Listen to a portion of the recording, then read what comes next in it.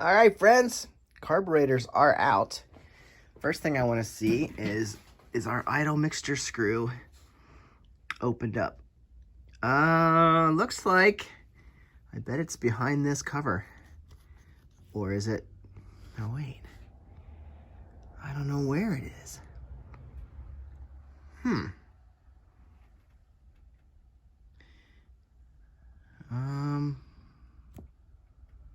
Anyway, I don't know. Luckily, carbs are out. Here is our choke. It does wrap around here so that it can hit this one. It's really loose. And then it wraps around again so it can hit this carburetor. Now, I need to figure out, I don't think the idle fuel and air mixture screw is opened up on this bike. Let's see, we're upside down now. So where would that be located? Oh, I think it's right here. So that, yeah, okay, so that's opened up. I wonder how many turns it is in or out. Let's see if I can find it on the other one.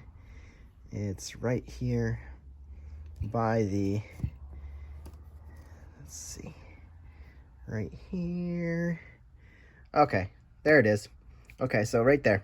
So that would be covered up with a plug, and someone has opened these up already, so we don't have to worry about that. That should be, I think, about 1.5 turns out. So we'll have to seat that. Once it's clean, we'll open it up, make sure it's clean, and then we'll have to seat that 1.5 turns in. So now I need to decide what all we do to this thing. We're going to open up the tops, make sure the boots are all good and clean.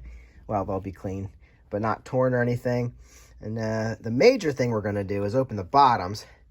And we might run this through an ultrasonic cleaner. I'll have to pull off all the gaskets and such. I mean, it functions, so I'm not too worried about all that.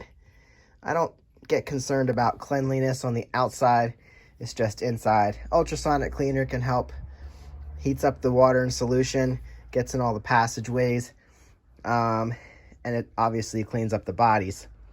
So I might have that done. I do not have one yet, or I would obviously be running them. Here's the gas line that has the broken connector, which I'll fish out of there. I can go source one of those at Napa. But for now, let's open these float bowls. Gonna get 1, 2, 3, 4 screws and pop this off. We already did drain the gas out of here. I did collect it, whatever was left in there. So hopefully there's not a lot laying in here when I take it off. So let's see how clean or dirty these are. Well, you know I won't leave you behind. So these were suspiciously easy to open. So I wonder if somebody was in here recently. Sorry, I'm not even showing you. These came off with ease. Very simple. Okay. Oh, this is my broken. Is this my? Yeah, this is my broken gas line. All right, so most of it's there. And then, did this go there? Is that, how did that break off like that? I don't know. Yeah, I think that must come up right there. Anyway, so yeah, like I said, I'll fish that out. Things at hand. You know what? I might get a new choke cable for this anyway, because this hose is all broken. I don't know if, I think it works. I don't know if it works or not. It didn't seem to make any difference if I turned it on or not. Anyway, here we go. Float bowl coming off this side. Now, these did not leak, so I'm not worried about the gaskets. Wow, we look pretty clean inside. I mean, that's a good thing.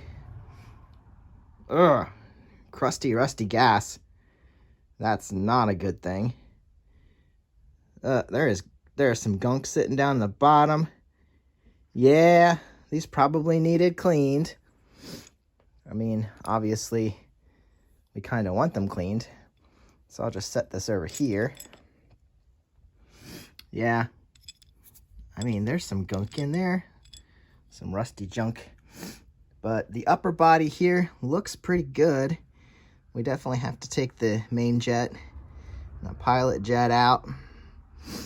do some cleaning there.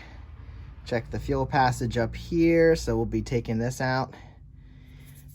So anyway, that's this carb.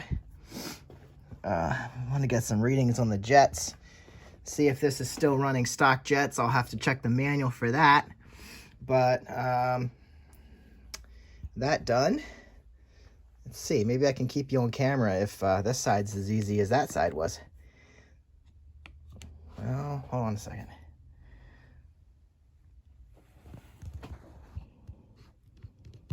Yep. See that? That does not happen normally. Let's get a solid grip on it. Yeah, there we go. You know, this couldn't have been opened that long ago.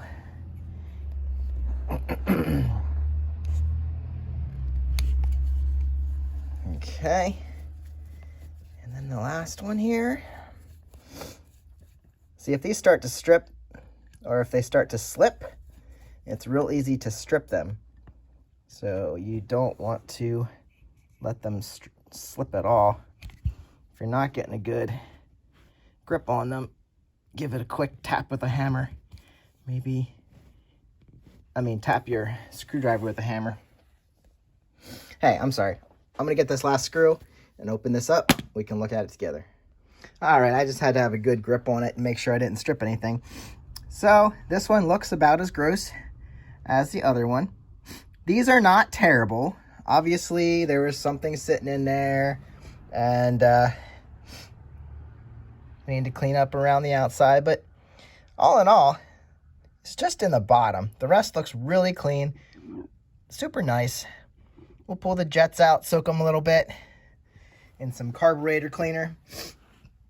But what I was saying is, if you can't get these free easily, and you don't want to slip and strip them, go ahead, take your screwdriver on the bolt, and then tap it with a hammer. That usually loosens it up good enough that you can do that. Your final thing that I usually do is I'll throw a vice grips. As long as you can get a good grip on the outside, just kind of tap it get the vice grip on there and just move it enough that it frees it up, and then you can proceed with your screwdriver. So anyway, I'm going to grab, what is this, a 7mm, I think. I'm going to grab a 7mm, hold the jet holder so I can pull out the main jet. Then we will pull out this jet. The other thing I need to think about before I put these back together is, do I want to upjet this while it's open? Put a jet kit in it so that when we put it back together, it runs a little better with the no baffle exhaust. That's probably what I'm going to do. I need to look online and source what I can do with this thing.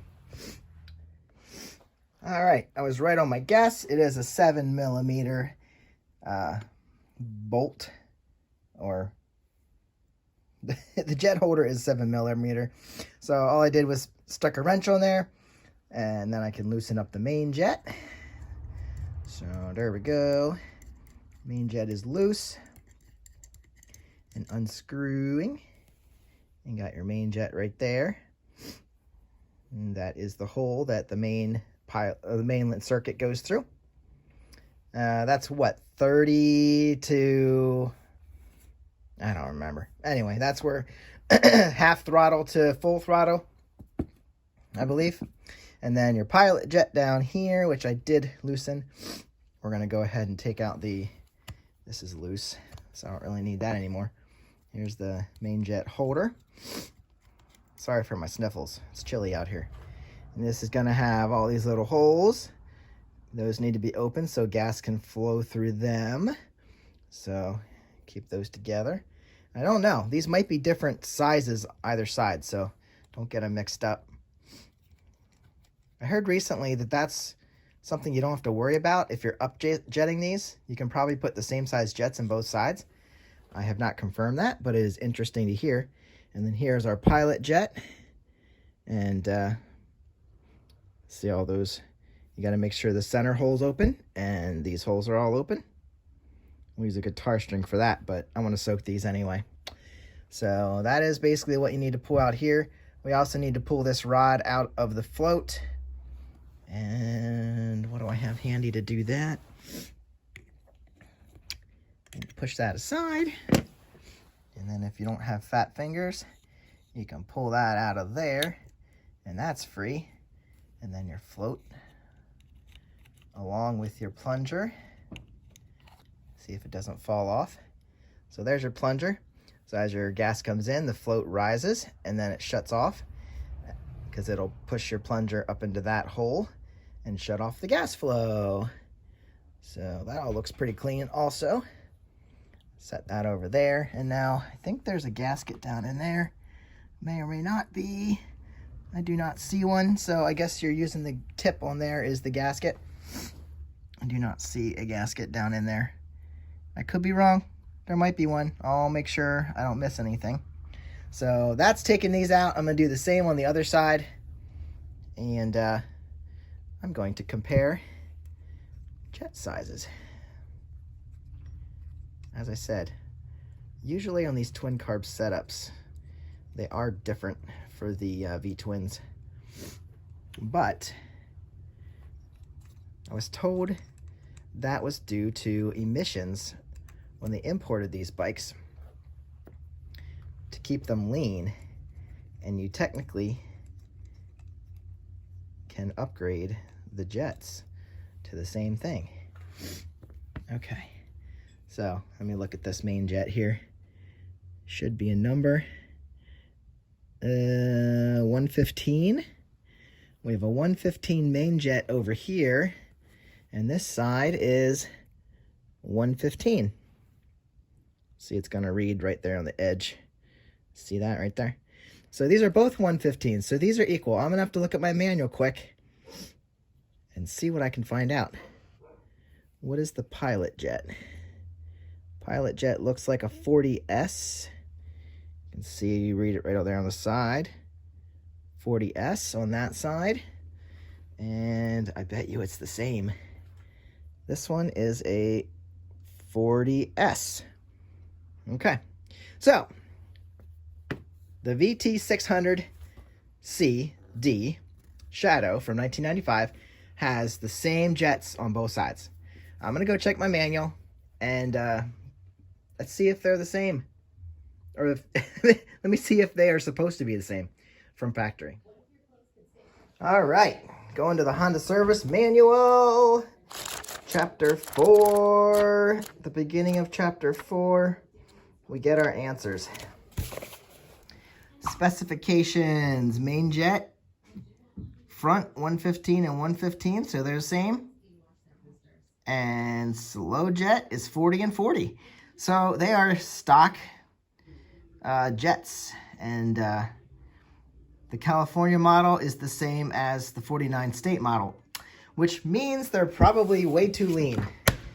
If California is ever in line with the rest of the country, they're probably too lean because they really have regulations. So I think we need to upjet this thing.